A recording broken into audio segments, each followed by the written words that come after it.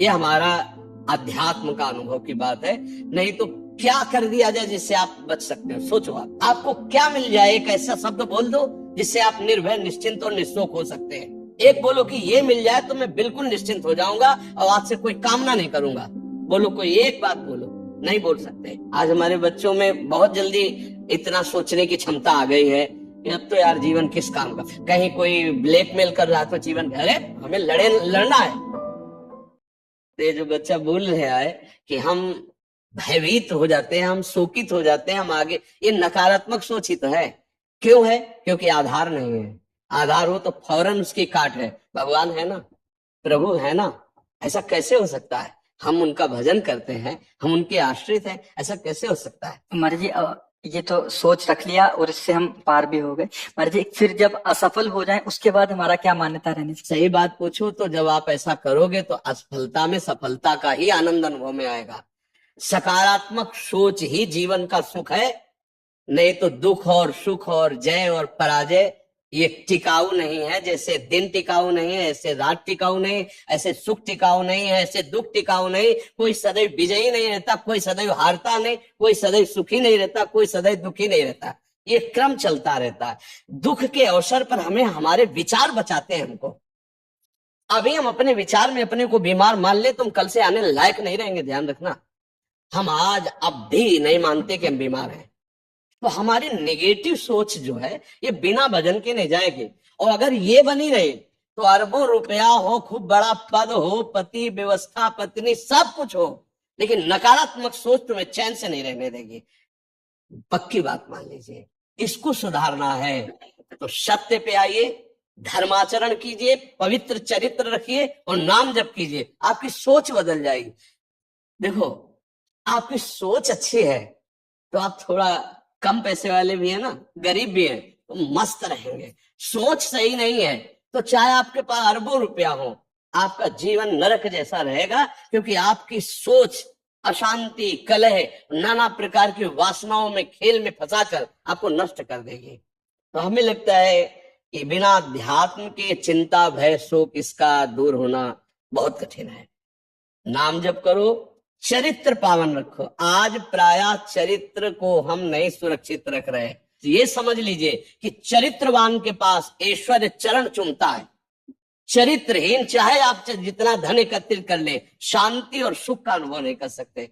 अब ये बात शास्त्र की और संतों की मानना स्वीकार करो तो अभी आनंद की अनुभूति हो जाए। हमारा चरित्र देखो, हम राम चरित्र गाते हैं। राम जी रघुवंश में प्रकट हुए और रावण उत्तम कुल पुलस्त करनाती, ब्राह्मणत्व उत्तम कुल पुलस्त करनाती, लेकिन चरित्रहीन हो गया तो राक्षस कहा गया। समझ रहे? चरित्र गाते हम, राम चरित्र गाते हैं। मां केवल अंतर है नहीं, वही बड़ी रा उसमें भी लगी हुई है। रा वह रा मां, वही भगवद अंश है, जय विजय और कोई दूसरा नहीं। ये लीला करके दिखाया कि एक चरित्रहीन हो गया तो राक्षस है, चरित्रवान वही भगवान। सब में भगवान है, वही अब लीला कर रहे हैं। देखो, हम अपने चरित्र को पावन रखें, हम धर्म से चले, नाम जप करें तो अब कहीं भी आपके अंदर नकारात्मक भाव आपको परास्त नहीं कर सकता। ये हमारा अध्यात्म का अनुभव की बात है। नहीं तो क्या कर दिया जाए जिससे आप बच सकते हो? सोचो, आपको क्या मिल जाए? एक ऐसा शब्द बोल दो जिससे आप निर्भय, निश्चिंत और निःशोक हो सकते हैं। एक बोलो कि ये मिल जाए तो मैं बिल्कुल निश्चिंत हो जाऊंगा और आज से कोई कामना नहीं करूंगा। बोलो, कोई एक बात बोलो। नहीं बोल सकते, क्योंकि एक के साथ हजारों बातें लगी हुई है। एक केवल वो है कि परमात्मा मिल जाए तो फिर सब हो जाए। जिसके पाने के बाद कुछ पाना बाकी नहीं रहता, जिसके जानने के बाद कुछ जानना बाकी नहीं रहता, और जिसको अनुभव करने के बाद कोई भय नहीं रहता। 5 वर्ष के प्रहलाद जी हैं, त्रिभुवनपति हिरण्यकश्यप है, सकारात्मक सोच है, मेरा हरि मेरी रक्षा कर रहा है, बाल बांका भी नहीं कर पाया, नहीं कर पाया। हाँ, अगर हमारी कभी पराजय होती तो उस समय भगवान इतना बल देते हैं, इतना सुख देते हैं कि वो पराजय क्षण में नष्ट हो जाती है, हमें शोक नहीं होता। देखो, बड़े बड़े भक्तों को पराजय का मुख देखना पड़ा, धर्मराज युधिष्ठिर अभिषेक हुआ, इंद्रप्रस्थ के सिंहासन पर चक्रवर्ती सम्राट पद पर बैठे कपटियों ने कपट करके परास्त किया। 12 वर्ष का वनवास, 1 वर्ष का ज्ञातवास, परिणाम भारी कष्ट सहा। ऐसे महारथियों को छुप के रहना पड़ा, लेकिन परिणाम फाइनल पे आइए तो चक्रवर्ती सिंहासन पर महाराज युधिष्ठिर ही बैठे, उनके कुल में कोई नहीं रह गया, सब विनाश को प्राप्त हो गए।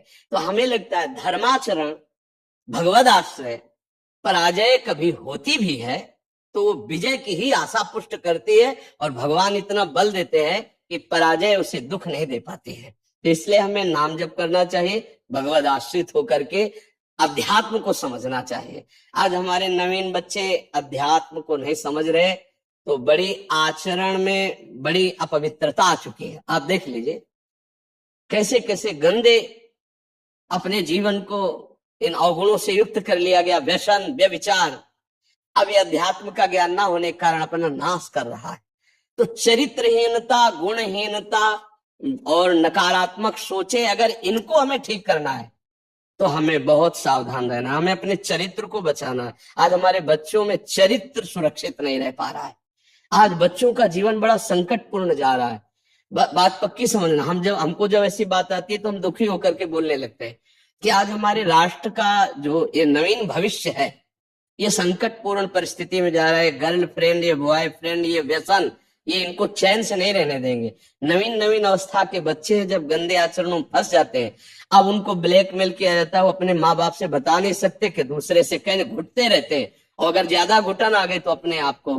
तो इसलिए हमें लगता है अध्यात्म को समझा जाए और नाम जप करते हुए चरित्र पावन रखा जाए। आपका इसमें कोई संशय?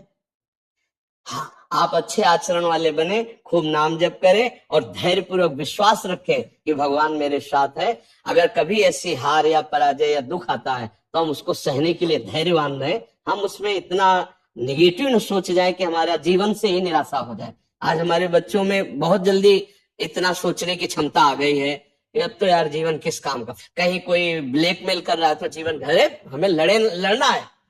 हम कल भी कह रहे थे कि बच्चों को चाहिए माता पिता से दोस्त जैसा व्यवहार करें, और माता पिता को चाहिए कि बच्चों से दोस्त जैसा व्यवहार करें।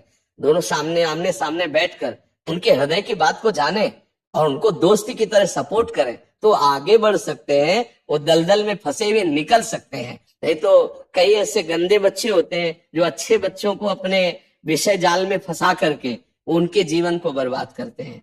बकाया नकारात्मक सोच के लिए नाम जप बहुत जरूरी है। चाहे आप स्त्री हो, चाहे पुरुष हो, चाहे गृहस्थ हो, चाहे विरक्त हो, जब तक नाम जप नहीं करोगे, आचरण पवित्र नहीं रखोगे, तो वास्तविक सुख का अनुभव नहीं होगा।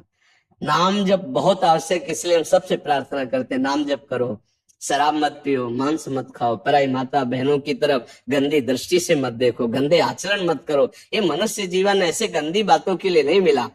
गृहस्थी में हो तो धर्माचरण करते हुए धर्म